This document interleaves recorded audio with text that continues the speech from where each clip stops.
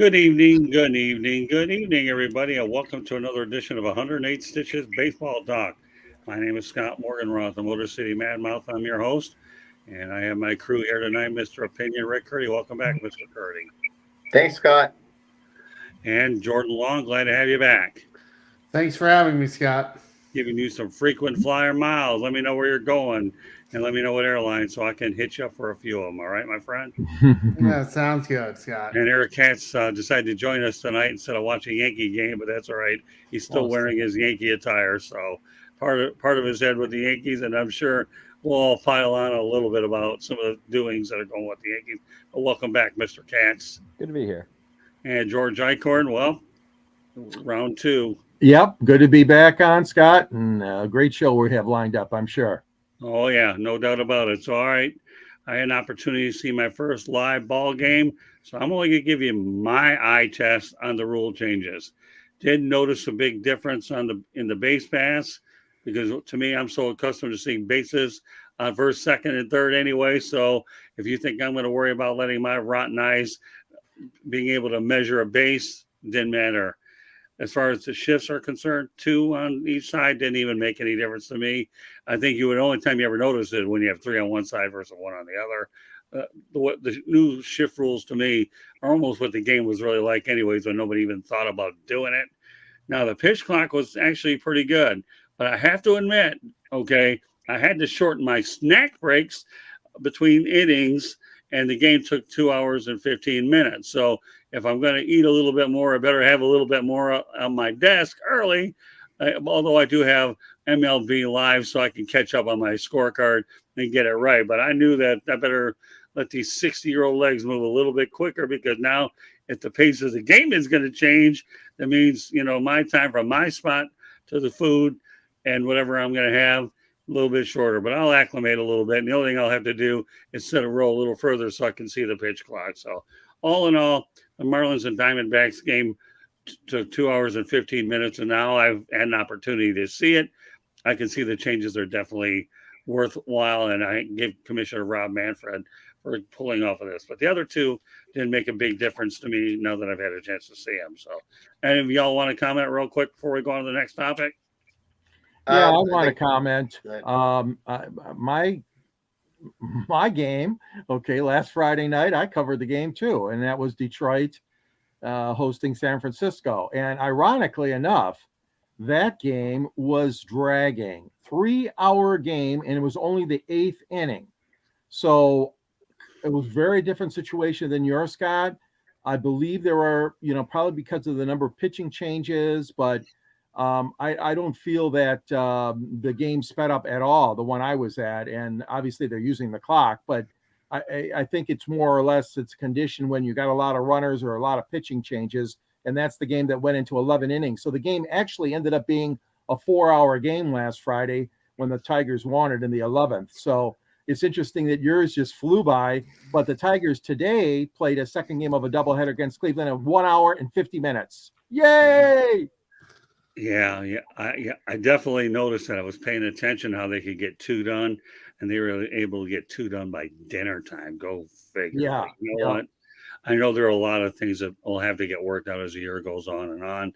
I know they'll try other things that I will not mention on this show tonight, although one of them intrigued me about the designated hitter, the double, which one I'm talking about, the double designated hitter, where if they don't go a minimum of 5 innings, that you go ahead and lose the DH. But they're going to try it out, and I'll do more research on it. But that wouldn't be one that would bother me, because I'm a firm believer I love complete games anyways. Before I turn over to anybody else, I just want to let everybody know that the audio version of 108 Stitches Baseball Talk can be heard on iHeartRadio, Apple, Spotify, Google, or wherever you get your podcasts. So please hit the red subscribe button on YouTube. South Florida Tribune, we're striving for 8,000 subscribers. So, we also please ask you to comment, like, and share the broadcast. Want to be a guest? No problem. Send your topic ideas to South Florida Tribune at gmail.com. Be more than happy to put you on there as well. If you want to advertise, call 954-304-4941. This show is live on Facebook, LinkedIn, Twitter, and YouTube. And your topic ideas can also come to me at South Florida Tribune on Twitter at Tribune South. Okay, with that said, okay, anybody else want to talk about the rule changes one more time? George gave me his 2 cents about the 4-hour game. So that'll happen every once in a while, but it's the exception, probably not the norm. True. But what about you, Rick? Anything else you want to say? Oh, I love it. You know, I love the pitch clock. You don't even notice it. All these little rule changes you don't notice. So that's kind of funny how people complain how long the games are taking, and now people are complaining how short the games are taking. And I just think it's great. They needed to do this because our generation, there is no people can't wait. People are so impatient now, and everything's a me, now situation where people don't want to wait. So they had to make it fast because they're losing fans. They're losing fans, and they totally have lost the young people. They're not tuning in. So they had to do this. People could criticize Rob Manfred all they want, but this was definitely a home run for him. Jordan?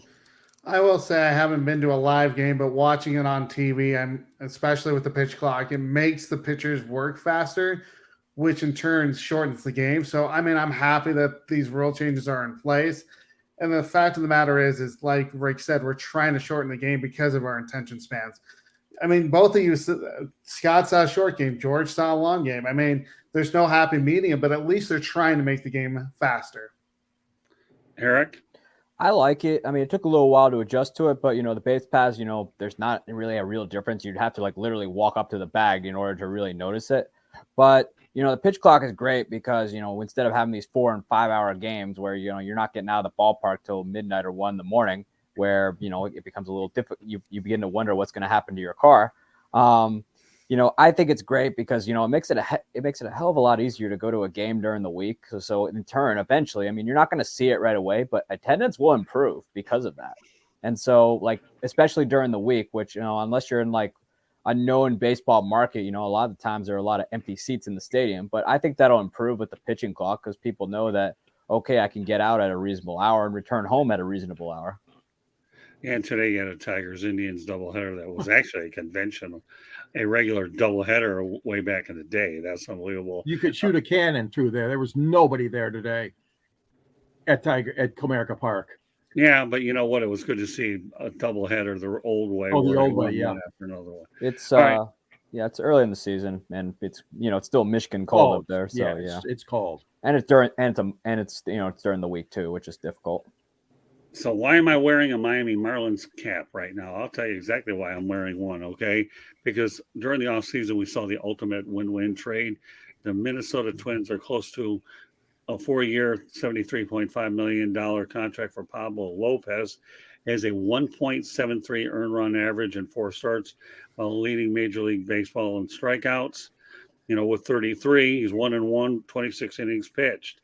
Meanwhile, on the Miami Marlins side of the equation, last year's AL hitting king Luisarraez, I believe is how it's pronounced, leads the majors with a 4.55 average. Got to give Marlins general manager Kimng for making this trade. It looks like a win-win for both. Rick, what do you think? Absolutely. This was a feather in their cap. This is something Miami needed. They've had issues with attendance. The team hasn't been good. The owner got some tight fists in his pockets, doesn't want to dish out the money. So they're just building pieces by pieces, and they're really good about getting young pitchers. They got a great young hitter, and they just can get a big bat up there that can get 30 home runs. There will be a really, really good team. That's the only thing the Marlins need is a big bat. They needed someone that can just hit home runs, and that's the only thing they're missing is that. If they can get that, they can be a contender. Well, I mean, even in a losing effort, 5-0, they still beat the Diamondbacks 2-3, and of course and now they're taking on the Giants right now. But I don't have any updates at the moment. Jordan, what are your thoughts about the win-win trade? Well, it is a win-win trade. You look at Minnesota, who wanted to be better with pitching, and they certainly have with Lopez. Like you said, he has a 1.73 ERA, and he's leading the league in strikeouts. Now you look at the Marlins, who needed offensive help. Well, they got that with Luis Reyes, who, like you said, is leading the major leagues in batting average at .455. The thing about it is it's just a sample size, but it seems like right now that these two trades, or the trade that they made, is definitely a win-win for both teams, and hopefully they'll both have success this season. More success, I should say. Well, I can tell you right now, I saw Pablolopez pitch the last couple of years. This guy is an ultimate innings eater. He could have pitched in any era. 26 innings so far, 1.73 earned run average. Pablo's a stud. I've watched this guy. I've seen a lot of good Marlins pitchers, but Pablolopez, I hated to see him go. But there's no doubt that the offense of the Marlins needed some work. And Kimng, you know what this trade reminds me of, George, albeit it was many, many years ago? Harveykuenn for rockycolavito. Oh, yeah. When you think about it, right? Yeah, that's a good one. That was a real good one. And that caused a lot of consternation among Indians and Tigers fans at the time because they both were in love with the player that was traded. But I'll tell you what, this makes me even sicker as to the crap that alalvia and before him Dombrowski did to the Detroit fans. It makes me even sicker what we got for Verlander, which was practically nothing. And, hey, listen, I'm with you guys. I think it's great that a trade does work out this way. Okay. But it's just so disgusting and so disheartening to Tiger fans when they see this, because like I said, they sold the cupboard and, and they got rid of everybody that was worth anything in Detroit here, because that's when the ownership was saying, no, too expensive. We're not going to win it all. Let's start cutting back. And everybody was shipped out of town, as you guys know. But no, these two guys are stars. They are stars. And you hit it spot on, Jordan and Scott, that both teams benefited from this.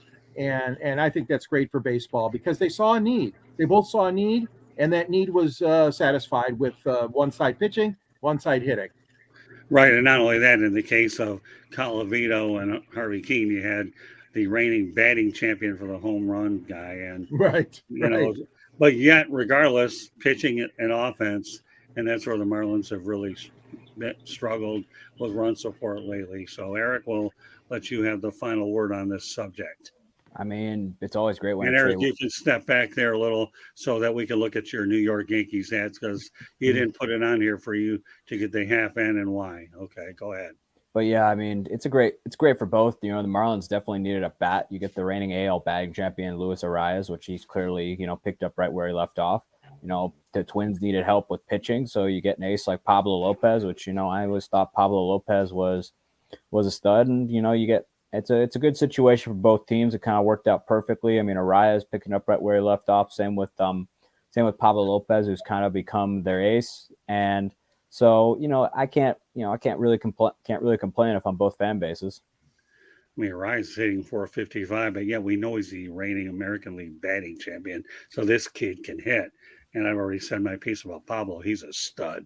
People in Minnesota should be thankful that they have a frontline starting pitcher that can eat a lot of innings. Mm-hmm. That's what I've noticed. All right, let's take it to Chicago, the north side. Chicago Cubs Patrickwisdom has 5 homers, 4 games, and he's tied for the league with 8 homers. Rick, does that surprise you that Patrick, I would hate to use this nickname because it's a bad one, but Patrick Wisdomteeth, okay, is chewing these pitchers up with the long ball. Bad analogy, but I had to put the wisdom teeth in. Go ahead, Rick. It's a good story so far. It's just really super duper early. So, we just have to kind of calm down. I know Jordan's probably ecstatic and wants to make this guy the governor and the mayor, but it's kind of cooler jets a little bit. It's a good story. It's a good start. Got a long way to go. But yeah, you're going to see players get off to hot starts, and they might cool off at the end. You're going to see some that are off to slow starts and might heat it up. But so far, it's a good story for Chicago. So I like it. But am I surprised? No, there's usually some surprise guy that comes out of nowhere that really heats it up. And so it's a good story, though. Jordan? Like Rick was saying, I am excited about how well Patrick Wisdom is hitting. Like you said, 8 home runs, but the last 2 years he's broken, 25 plus home runs. Can he do it for the rest of the season? He's off to a great start. His most home runs he's had was 28, and that happened 2 years ago. If he continues this pace, he could easily hit 30 or 40 home runs, but I'm not quite there yet just because it's early in the season. He could go through a cold streak, but either way, he's still off to a great start.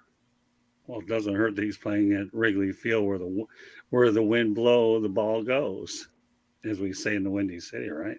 Mm-hmm. And no, I don't plan to go out there and try to get a opportunity on American Idol with my singing. Otherwise, you're gonna have a lot of deaf people. That's for sure. So, all right, George Eichhorn. Well, Patrick, I'm happy for him. I think this is a good thing for the Cubs. There's a lot of excitement anytime a guy gets hot like that. And it reminds me back in the day the Tigers had a fellow named Chris Shelton, and he went on a tear when Sparky was the manager. I remember the first few months of the season was just nobody could stop this kid from hitting home runs, and then everything just petered out after June 1st, let's say.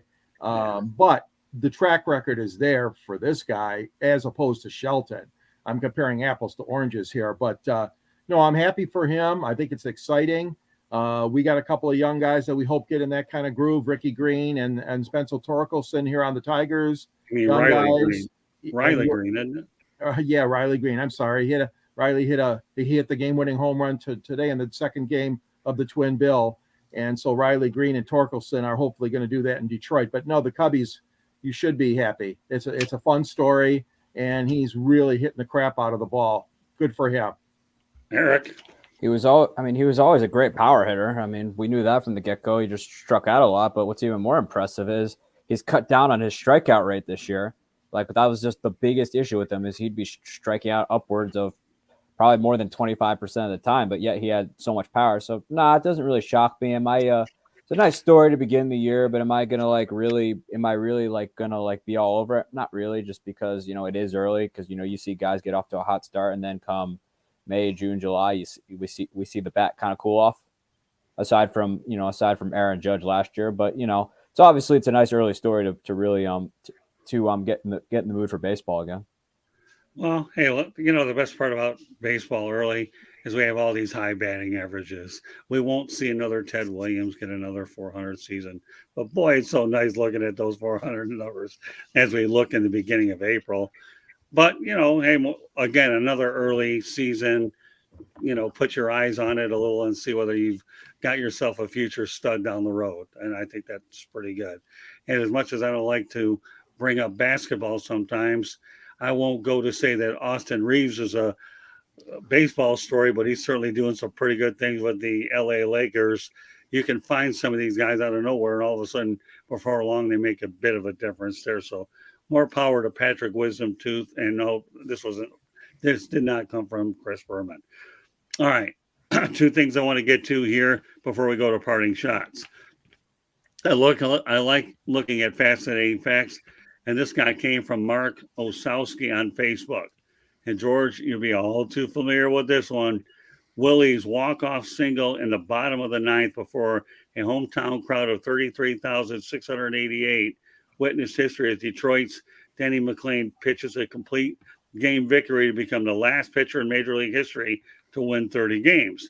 Denny would go on to win one more for the season and post a 31-6 record in 1968, excuse me.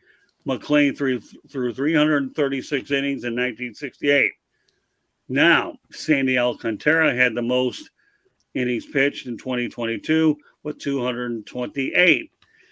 Do the math, folks, but this is 108 innings different, but it's pretty neat to see Sandyalcantara and dennymclain in the same sentence, let alone the fact that Sandy won the Cy Young Award. Right, Rick?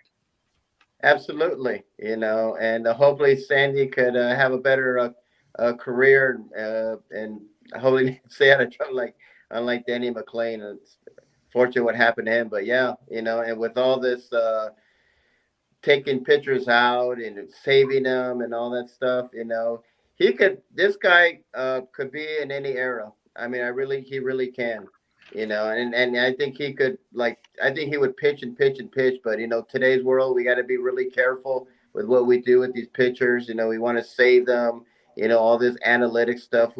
Everybody knows I love analytics. So, but it's a great story.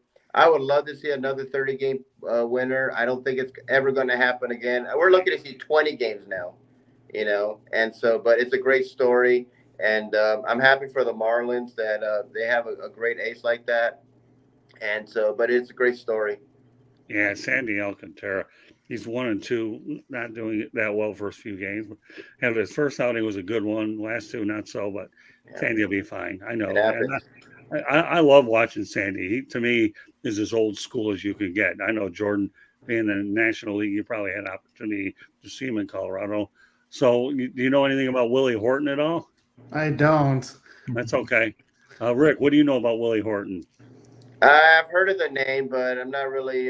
My era was more like Rob Deere and Mickey Tettleton. No. Those are the players I grew up watching. I used to love Mickey Tettleton. He was great switch hitting back catcher. He had that really straight stance. Very underrated catcher and pitcher. That was more my era. No problem. One of the few things you don't know because you get just about all of them right, anyways.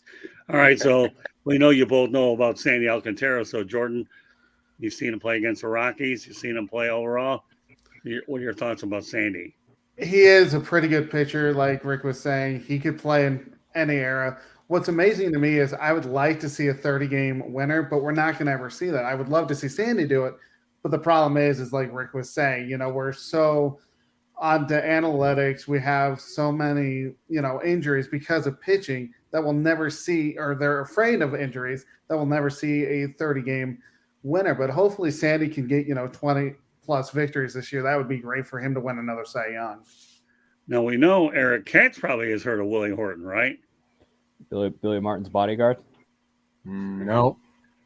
Well, he coached. He actually was a coach on the Yankees, and then he also he played for the Tigers for a very long time. Well, you're a little further ahead than most, but anyways, let's talk about the comparison between the Alcantara versus McLean and Willie Horton doing his magic at Tiger Stadium. If there's ever a guy that certainly did get his number retired, even though he didn't make it to the Hall of Fame, Willie Horton was worthy of it, and Luke Whitaker. But Eric, the floor is yours. Well, I mean, obviously, I think Sandy, given this day and age, Sandy's going to probably probably going to keep out of trouble, unlike DennyMcClain did after he won 31 games. But Sandy is one of those pitchers that you could put him in any era and he'd succeed. It doesn't matter. The guy is a throwback pitcher. I saw him once when the Marlins were in Milwaukee about a couple of years ago, and man, he could throw. Yeah. And he strikes out batters at a very high clip. He's one of those pitchers that could just pitch and pitch and pitch. Like he could probably go the next day if you really wanted him to. But overall, yeah, he's off to a slow start, but I'm not really that concerned. It's like April. I mean, we're already acting like it's September, and he's truly just one of the best pitchers in baseball today. He was a Cy Young winner last year. He was obviously very deserving of it. But all I got to do is, man, the Cardinals just made a mistake of a lifetime trading him, and so look what he's become. Just despite literally having no offense around him last year.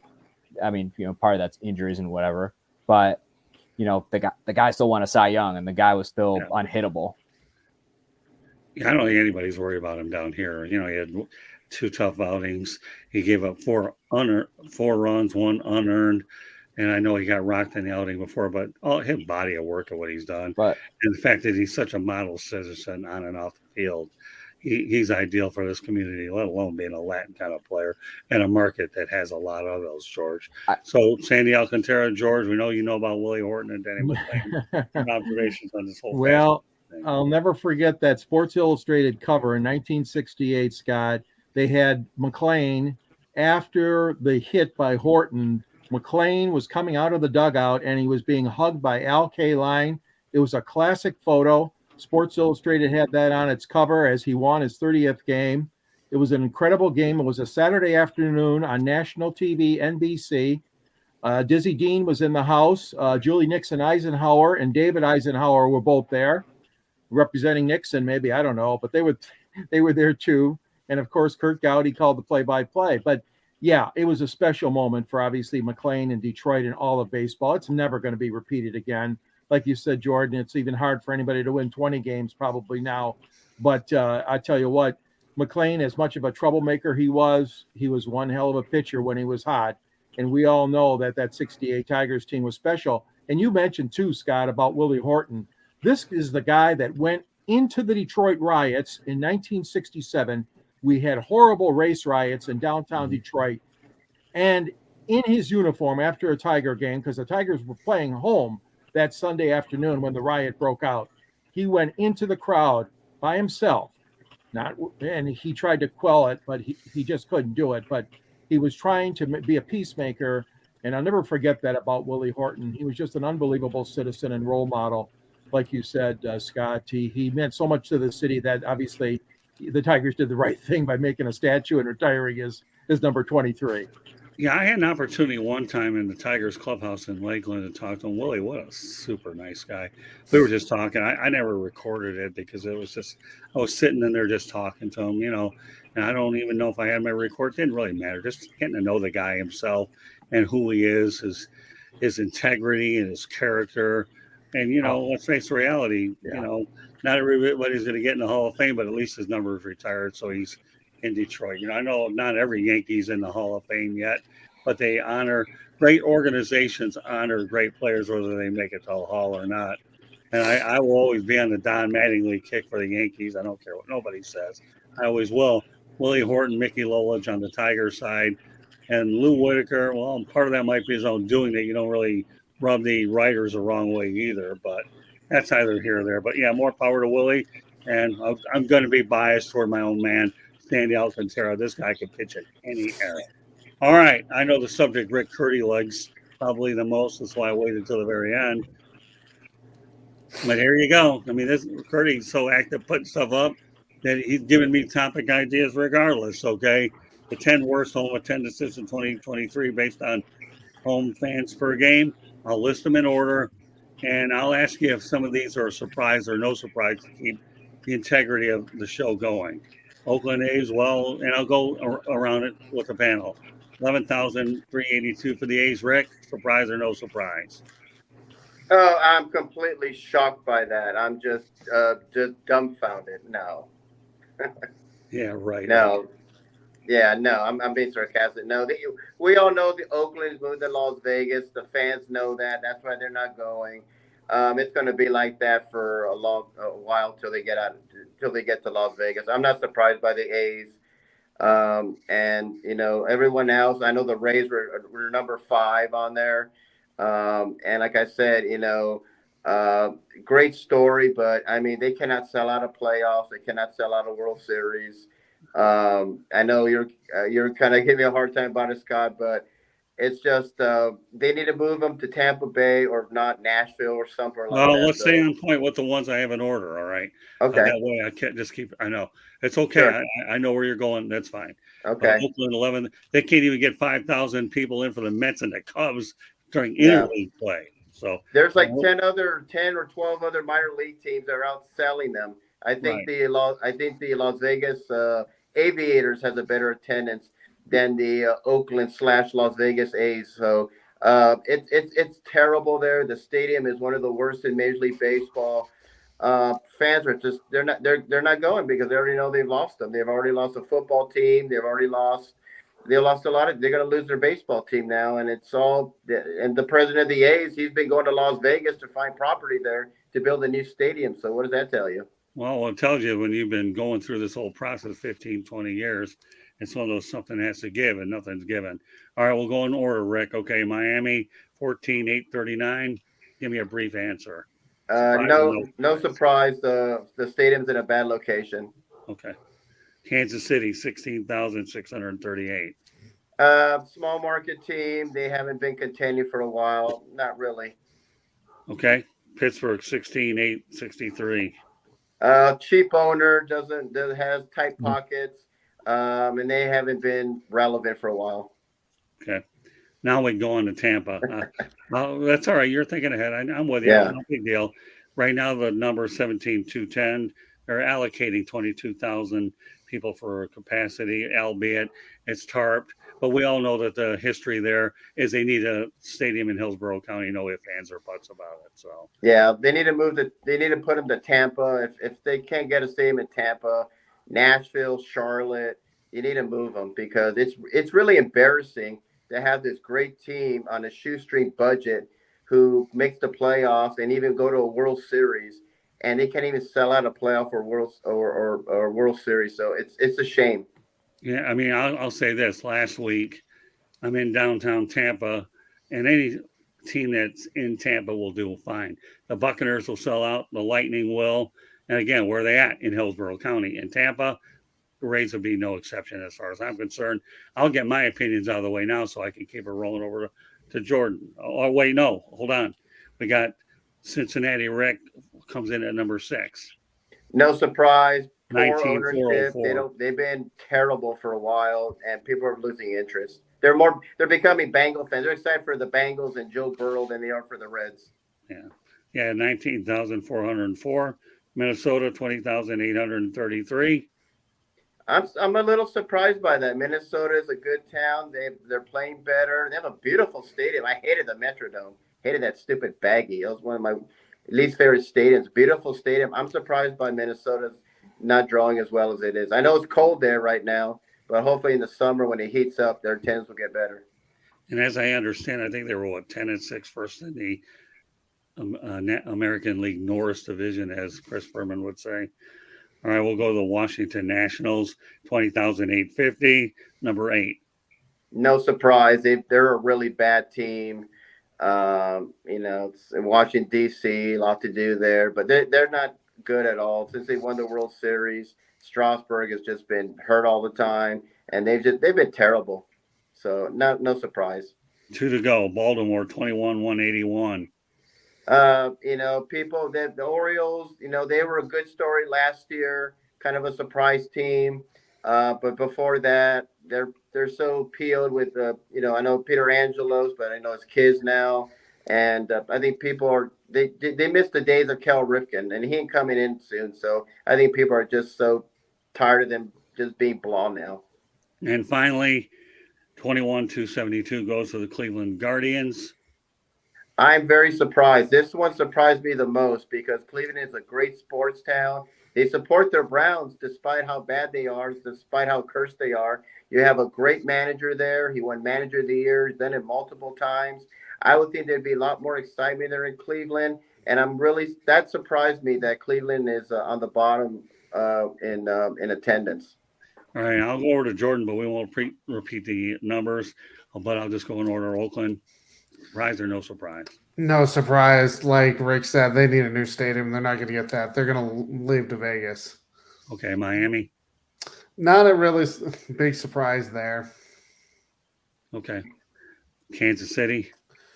Kansas City, again, not a surprise. They used to be good, and they're pretty much rebuilding, and their fans don't want to show up just because of the fact that they're rebuilding and not a winning team.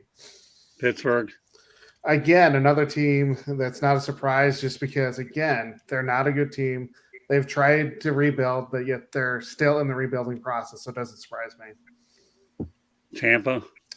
That one a little bit just because of the location. We've talked about the location of the baseball field because they are a competitive team. Once they move it, that attendance will go up.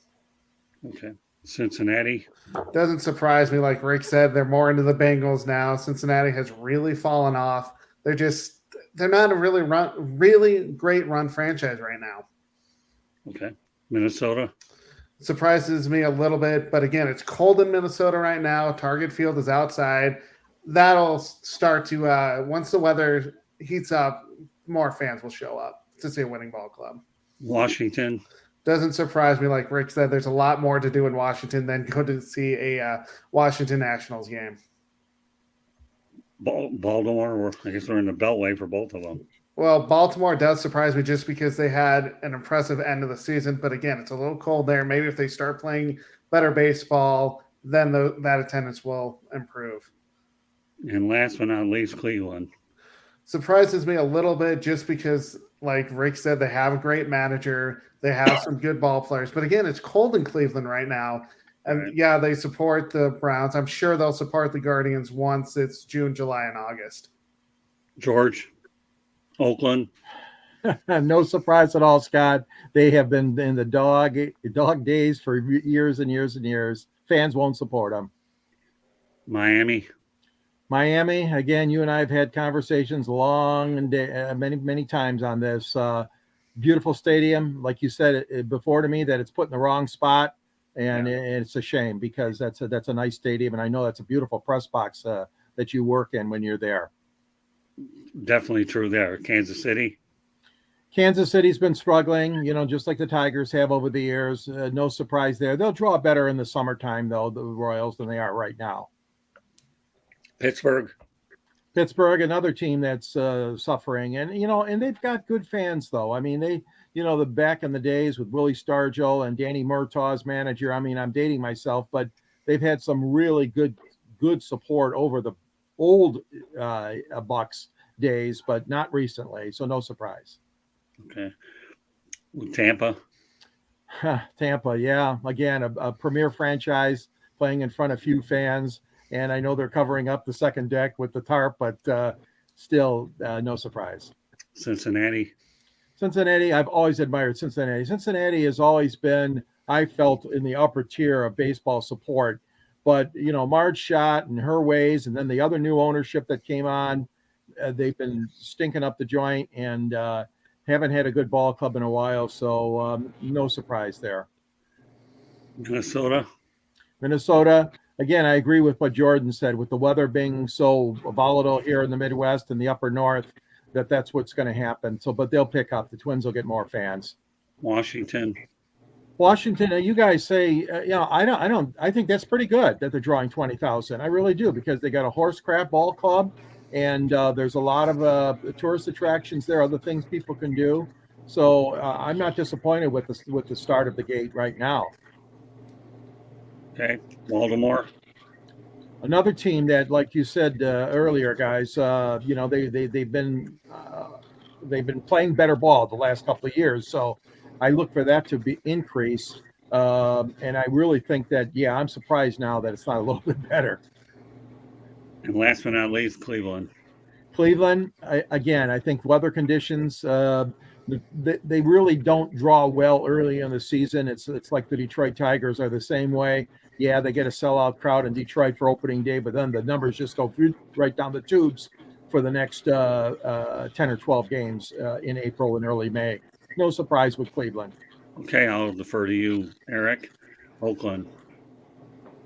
I'm not surprised. I can name worse neighborhoods that are a lot more attractive than seeing an Oakland A's baseball game. Okay. Miami. Horrible location, and also that's part of the years that Wayne Huizenga and Jeffrey Luria have done to that club. Okay. Kansas City. They're saving for football season. Okay. Pittsburgh. Cheap owner. They haven't had a product worth watching in quite some time, save for that period in the middle 2010s. But yeah, cheap owner. Nothing really to see there. Tampa, you were just there. I mean, you put it anywhere else in the Tampa area. You put it anywhere else, I guarantee you they'll have fans. That team's competitive just about every single year, and they once in a while go to the World Series. But but until they get out of the trop, it's going to be what it is. Okay. Cincinnati. Bad ownership, and then when the owner's son decides to go up on TV and say, "Where are you going to go?" to rub the fans who want to win the wrong way, these are the types of things that happen. Minnesota. Well, school's in session. It's cold. But they're competitive. I mean, they have Carlos Correa, one of the premier ball players in baseball right now. It'll pick up, but there's a couple other things in play right now with it being cold and school still in session. Washington. They're rebuilding, and they're rebuilding, so not really just based on the rebuild, but they do have a nice ballpark. Okay. Baltimore. I mean, when you have a lackluster free agency period, when you really could surround your young core with some playoff-worthy veterans, and then you also have an owner who I think is one of the dumber owners in baseball. these are the types of things that happen. Finally, Cleveland. Well, it's cold. School's still in session. It's right by the lake, so there's no hiding from that. Right. And I expect it to pick up. It's a competitive team. People are like, they're not adding in the factors of the weather out there in Cleveland is just nasty in Northern Ohio. So, I expect it to pick up. I mean, they're a very competitive team, and as Scott, I've heard you say over the years that, since I've been on the show, that Terry Francona gives them a fighting chance every year. Yeah, well, he does. All right, let me just give you an overview of some of the ones. The Oakland A's are a foregone conclusion. We'll see whether they're headed to Vegas. I want to see whether or not there is a stadium. But recent talk has talked about Salt Lake City getting into the Major League Baseball business. We'll spend more time on that one another time. I want to make sure we talk about these. Oakland A's it's not a matter of if, it's a matter of when they're done. So, Rick, you've been very visual at drawing 3,000 or 4,000 or 5,000 people a game just doesn't cut it. But it's too bad. It was once a proud franchise, and to see things sink to the level that they are is totally unfortunate. Miami, yeah, what can I say? If you had the stadium in a more accessible location, kind of like where the Dolphins are, Miami Gardens, I think you'd be better off. Again, beautiful stadium, George. I love going to work down there. It is so, and I hope the Marlins can. Now, I'm not going to say you can't fill the place. Once upon a time, though, Lone Depot Park was the site of the Orange Bowl. They just put 70,000 people for the Dolphins. So, if the Marlins could show any kind of consistency over a sustained period of time, if you get 20, 25,000 for that franchise, you're doing pretty well. Milwaukee could go ahead and put 20,000 people in their sleep during a weeknight. Not knocking my market here in Milwaukee, in Miami, but again, sustained success, and you get the people to believe in what you're doing. I think the foreign influence with the Latin certainly showed that you can bring a lot of them down. Knowing the World Baseball Classic was a big success. Kansas City, well, rebuilding, you're not going to draw. Pittsburgh, they had a 20-year streak where they finished under 500, and they haven't been anything worthwhile since the 70s and 80s. So maybe a hiccup year or two with Clint Hurdle. Already talked about Tampa. Put it in Tampa, they'll be fine. And if you want living proof, just talk to the Tampa Bay Lightning and Bucks. They'll go ahead and fill the place up. They just need to put it across the Howard Franklin Bridge. Too bad for Cincinnati. Okay. I mean, I know that Cincinnati used to be a great baseball town. I went to a few games at Riverfront, and they used to have the first game of the year there, the Big Red Machine. Again, you don't know whether they're a minor league team, whether they're selling off or they're competing, and therefore, with the cost of tickets these days, nobody wants to spend, particularly in a smaller market. Minnesota will change later in the year. Washington, you can draw there. There's no reason to think you can. And they proved that they could when they were successful. Baltimore, just too much losing and bad ownership. In Cleveland, I know it's a great sports town, whether being a part of it, but believe me, Cleveland's fine. And again, I'll go back to what you said. Terry Francona gives you a puncher's chance to at least be successful. All right, that concludes our main topics because everybody had their parting shot. Rick, please lead off. Well, Fernando Tatis has been in El Paso with the Chihuahuas, and everybody's so excited that he's ripping the ball off the cover and doing so great. And it's a wonderful, wonderful story. But I'm being sarcastic, of course, because isn't this guy serving a suspension for cheating?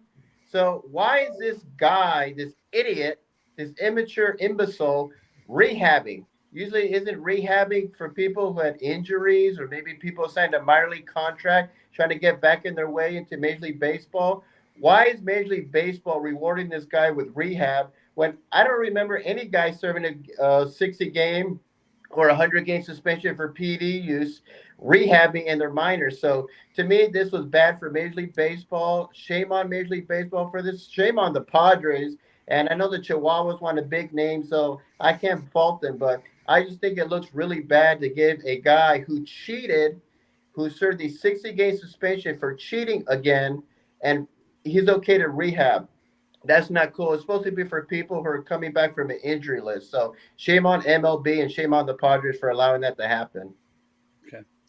Very good. Jordan. So as we talked about the Pablo Lopez trade. Well, he actually got an extension. The deal is $73.5 million for 4 years. We're paying him $18.375 million. We talked about how good he's been pitching this year with a 1.73 ERA with 33 strikeouts, a 1-1 record. The thing is, though, I wouldn't have made this deal. The reason why is he's 29-32 career in Major League Baseball in his 5th year. I just haven't seen the body of work to say, okay, let's give him $18 million per year. The thing is, though, maybe he'll improve his numbers to prove me wrong if he wins, 15 plus games, because he hasn't done that in his Major League Baseball career to this point. Well, the only thing I'll say about that, though, Jordan, in Miami, he hasn't had a lot of run support. So I think that would have definitely have taken his record over the 500. I agree with what you're thinking for the most part, but he eats up a lot of innings, and the lack of run support may have attributed to the 500 record. But it's still a good parting shot nonetheless. All right, Eric. I mean, I have to say, though, with the Yankees, just given what they've dealt with during the spring and also into the season, the fact that they haven't lost a series yet is truly impressive. Okay. All right, George. Well, we're putting up with the Heckle and Jai Detroit Tigers here in Motown. They started out 2-9, and just a rotten start for AJ Hinch and the boys. Now they've won 5 in a row. We'll see if they can continue.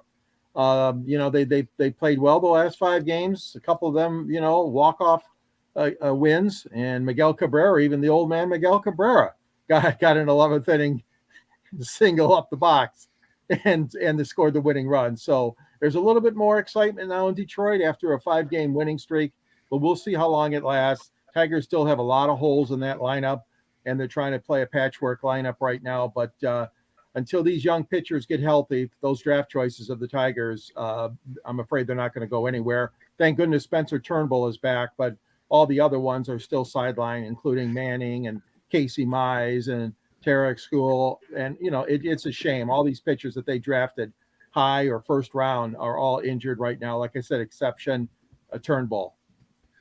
Well, I'm going back to the Tampa Bay Rays, 13-0. Nobody will ever put an asterisk next to it because you are in history is 13-0, but the quality of the opposition for all of us that really follows the sport, the Tigers, then they beat the Nationals. I think they beat the Oakland A's, I believe, right? And then the Boston Red Sox. Yeah. What happens when you go to Toronto? Well, you only brought one home back to America, went home back to America because Toronto beat you twice. If that wasn't bad enough, the team we all like to pick on, Cincinnati Reds, beat them 8-1, although the last I looked at Cincinnati was trailing 8-0. You know what?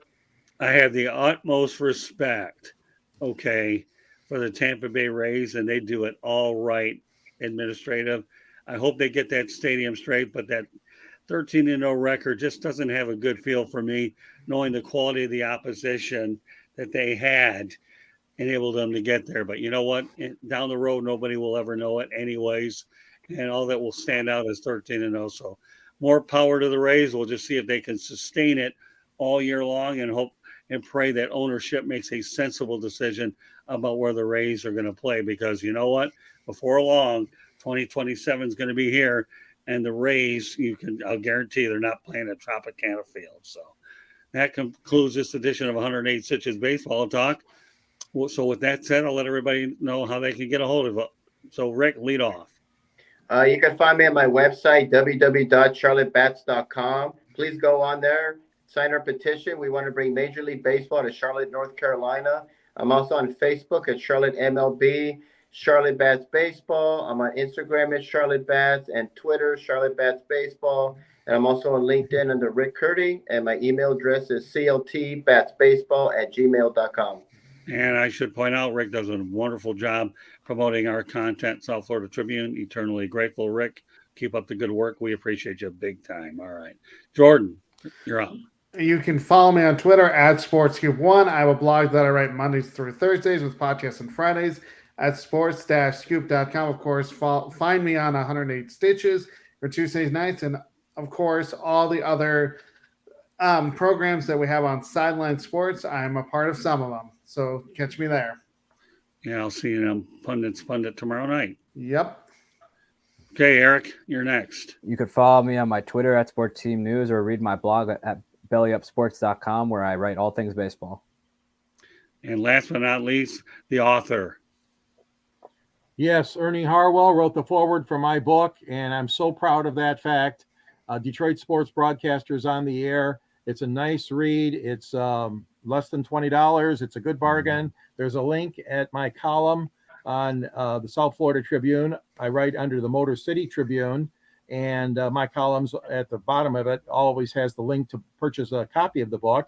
And Scott's in the book, interviewing Muhammad Ali and Jimmy Connors, and Tedwilliams is in the book, and Al Kaline and Hank Aaron. There's a lot of good pictures in there of Detroit and Michigan sports broadcasting history. You can reach me at gicorn@yahoo.com or on Twitter, sandgsports99. And you can read me, like I said, on the publications in the South Florida Tribune, and find me here on 108 Stitches and the Sports Exchange and Fire Up and other shows that Scott asked me to be on. So glad to be part of the act. I should let everybody know the audio version of 108 Stitches Baseball Talk can be heard on iHeartRadio, Apple, Spotify, Google, or wherever you get your podcasts. So please hit the red subscribe button on YouTube, South Florida Tribune. We're striving for 1,000 subscribers. Please comment, like, and share the broadcast. Want to be a guest? No problem. Send topic ideas to South Florida Tribune at gmail.com, or you can do it on Twitter with me at Tribune South on Twitter as well. If you want to advertise, no problem. Contact me at 954-304-4941. We are live on Facebook, LinkedIn, Twitter, and YouTube. Also, our website is www.southfloridatribune.com. Kudos to Candy Ebling, who does an unbelievable job putting the shows up and all the written content. And last week, she was really great in terms of filling in for me when I had my big quadruple header that consisted of the Red Wings and the Lightning on Thursday night. And then I had the Miami Hurricanes spring football game on Friday, had FAU spring on Saturday, and wrapping up with the Marlins and the Diamondbacks. So good show. Feel we covered a lot of timely topics, and looking forward to next week's edition of 108 Stitches Baseball Talk. So once again, on behalf of Rick Curdy, Jordan Long, Eric Katz, George Eichhorn, my name is Scott Morgenroth, the Motor City Madmouth. Thank you for joining us. Good night, everybody, and see you next week.